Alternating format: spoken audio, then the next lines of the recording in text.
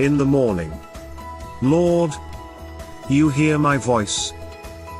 In the morning, I lay my requests before you and wait expectantly. Welcome to Blessed Morning. In கூடவே இரும் ஓ இயேசுவே, நீர் இல்லாமல் நான் வாழ முடியாது. என் பக்கத்திலே இரும் ஓ இயேசுவே, நீர் இல்லாமல் நான் வாழ முடியாது. என் கூடவே இரும் ஓ இயேசுவே, நீர் இல்லாமல் நான் வாழ முடியாது. என் பக்கத்திலே இரும் ஓ இயேசுவே, நீர் இல்லாமல் நான் வாழ முடியாது.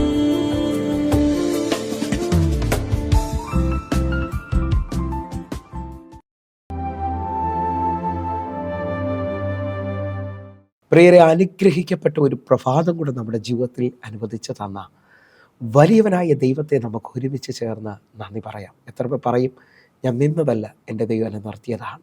ഒന്നുകൂടെ പറഞ്ഞു കഴിഞ്ഞാൽ 2026 ജൂലൈ മാസം 29 വരെയും എന്നെയും എൻ്റെ കുടുംബത്തെയും കണ്ണിലെ കൃഷ്ണമണി പോലെ സൂക്ഷിക്കുകയും വിടുവിക്കുകയും ചെയ്ത വലിയവനായ ദൈവത്തിന് നന്ദി പറഞ്ഞുകൊണ്ട് ഈ പ്രഭാത ചിന്തയിലേക്ക് നമുക്ക് ഒരുമിച്ച് അടുത്തു വരാം. കാലപ്പഴക്കം എൻ്റെ ദൈവത്തിന് പ്രശ്നമല്ല. പ്രിയരെ, പ്രാരംഭവാക്യത്തിലേക്ക് വിശുദ്ധ മാർക്കോസ് എഴുതിയ സുവിശേഷം 5-ാം അധ്യായം അതിൻ്റെ 26-27 വാക്യങ്ങൾ. പല വൈദ്യന്മാരാലും ഏറിയൊന്ന് സഹിച്ച് തനിക്കുള്ളതൊക്കെയും ചെലവഴിച്ചിട്ടും 27-ാമത്തെ വാക്യം, ഒട്ടും ഭേദം വരാതെ ഏറ്റവും പരവശയായി തീർന്നിരുന്ന ഒരു സ്ത്രീ യേശുവിൻ്റെ വർത്തമാനം കേട്ടു. പ്രിയരെ, ഈ പ്രഭാതത്തിൽ ദൈവം നമ്മോട് ഇടപെട്ട അനുഗ്രഹിക്കപ്പെട്ട വചനത്തിനായി നമുക്ക് ഒരുമിച്ച് ചേർന്ന ദൈവത്തിന് നന്ദി പറയാം. ഈ പ്രഭാതത്തിൽ നാം ചിന്തിക്കുന്നത് കാലപ്പഴക്കം ദൈവത്തിന് പ്രശ്നമല്ല എന്നുള്ളതാണ്. ഇന്നും ഞാൻ നിങ്ങൾ വായിച്ചു കേട്ട വചനം നമുക്കെല്ലാവർക്കും സുപരിചിതമാണ്.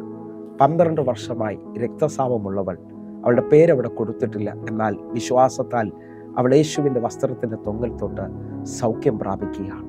എന്നെ കേൾക്കുന്നവരെ, അവൾ ഇന്നും പ്രസംഗിക്കപ്പെടാൻ കാരണം അവളുടെ 12 വർഷത്തെ രോഗം യേശു മാറ്റി എന്നുള്ളതാണ്.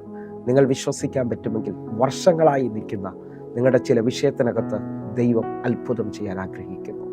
നിങ്ങൾക്കൊന്നുകൂടെ നോക്കാമെങ്കിൽ യോഹന്നാന്റെ സുവിശേഷത്തിൽ കാണാം, ബെഥെസ്ദ കുളക്കടവിൽ 38 വർഷമായി സൗഖ്യം കിട്ടാതെ ഒരു കിടക്കയിൽ കിടക്കുന്ന ഒരു മനുഷ്യനെ കാണാൻ കഴിയും. എന്നാൽ അവൻ്റെ സാഹചര്യം അനുസരിച്ച് ഇനി അവന് സൗഖ്യമില്ല എന്ന് ലോകം വിളിച്ചു പറയുമ്പോൾ യേശു അവൻ്റെ അടുക്കൽ വന്ന് അവനെ സൗഖ്യമാക്കുന്നത് കാണാൻ കഴിയും.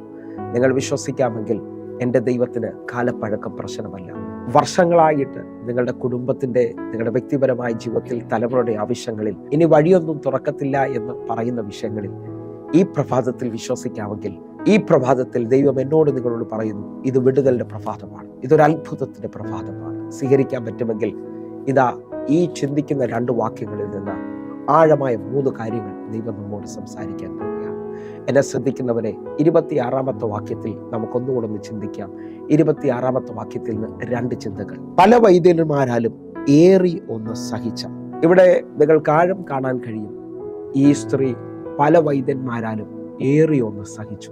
ഈ വാക്യത്തിന്റെ ആഴത്തിൽ നമുക്ക് മനസ്സിലാകും, ഇവള് പല വൈദ്യന്മാരുടെ അടുക്കൽ പോവുകയും ഓരോ വൈദ്യന്മാരുടെ അടുത്ത് ചെല്ലുമ്പോഴും 1-ാമത്തെയും 2-ാമത്തെയും അപ്പോയിൻമെന്റുകളിൽ ഇതിന് പരിഹാരം കിട്ടുമെന്ന് അവൾ ആശ്വസിച്ചിട്ടുണ്ടാകാം. പക്ഷേ മുമ്പോട്ട് പോകുമ്പോൾ ഒന്നും കാണാതെ വരുന്ന അനുഭവം.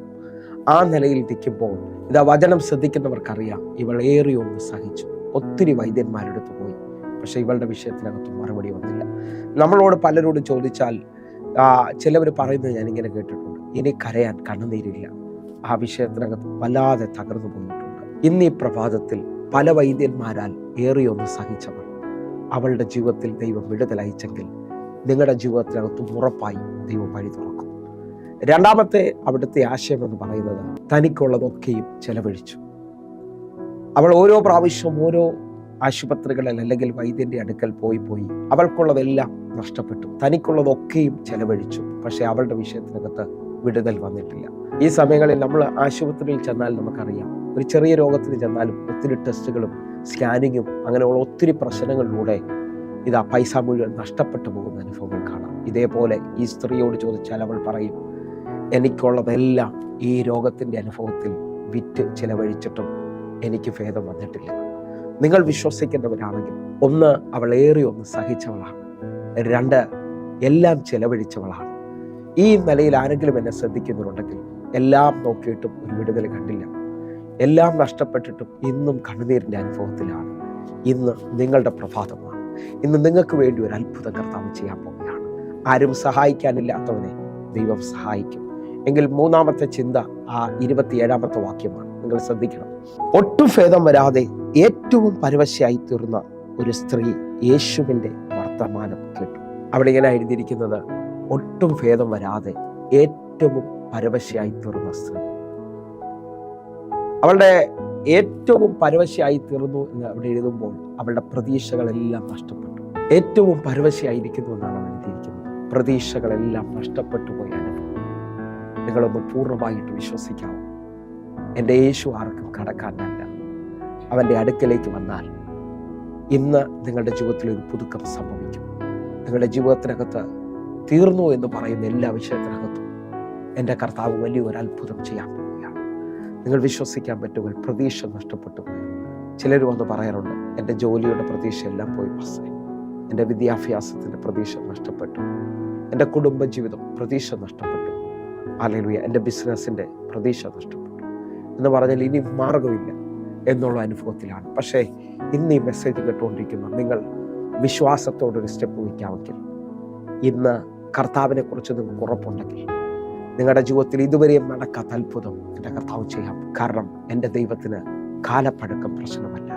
അത് മാസങ്ങൾ പഴക്കം ഉണ്ടാകാം, വർഷങ്ങൾ പഴക്കം ഉണ്ടാകാം. ഒന്നുകൂടെ നിങ്ങൾ വിശ്വസിക്കാൻ പറ്റുമെങ്കിൽ ഇന്നൊരു വിടുതൽ നിങ്ങൾ കാണാൻ പോവുകയാണ്. നമുക്കൊരുമിച്ച് ആ കണ്ണുകൾ നടച്ച് പൂർണ്ണ ഹൃദയത്തോടെ പ്രാർത്ഥിക്കാം.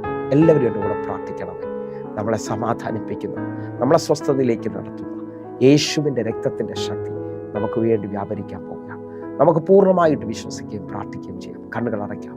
ഞങ്ങളെ സ്നേഹിക്കുന്ന ഞങ്ങളുടെ നല്ല കർത്താവേ, ഞങ്ങൾ ഈ പ്രഭാതത്തിൽ കേട്ടു, കാലപ്പഴക്കം ദൈവത്തിന് പ്രശ്നമല്ല. ഞങ്ങൾ അനുഭവിക്കുന്ന ഏത് വിഷയത്തിനകത്തും ഒരു മറുപടി ഈ പ്രഭാതത്തിലങ്ങ് തരുന്നതിനായി സ്തോത്രം. യേശുവിൻ നാമത്തെ ഞങ്ങൾ പ്രാർത്ഥിക്കുന്നു. വലിയ അത്ഭുതം അങ്ങ് ചെയ്തതിനായി നന്ദി. യേശുവിൻ നാമത്തിൽ പ്രാർത്ഥിക്കുന്നു, കേൾക്കണം പിതാവേ. ആമേൻ, ആമേൻ. പ്രിയരെ, ഈ പ്രഭാത സന്ദേശം നിങ്ങൾക്ക് അനുഗ്രഹമാകുന്നെങ്കിൽ നമ്മുടെ യൂട്യൂബ് ചാനൽ സബ്സ്ക്രൈബ് ചെയ്യും, ഫേസ്ബുക്കിലേക്ക് നിങ്ങൾ ജോയിൻ ചെയ്യുകയും ചെയ്യണമെന്ന് ഓർപ്പിക്കുന്നു. എന്നെ കേൾക്കുന്നവരെ, എല്ലാ ദിവസവും ഇന്ത്യൻ സമയം 6 മണിക്ക് നമുക്ക് സൂമിൽ ആരാധനയുണ്ട്. നിങ്ങളും കടന്നു വരണമെന്ന് ഓർപ്പിക്കുന്നു. ദൈവത്തിൻ്റെ വലിയ കാര്യം കാണുവാനായിട്ട് കർത്താവ് നിങ്ങളെ അനുഗ്രഹിക്കട്ടെ. അടുത്ത ദിവസം കാണും വരെയും ദൈവം നിങ്ങളെ സൂക്ഷിക്കുമാറാകട്ടെ. God bless you. ആമേൻ, ആമേൻ.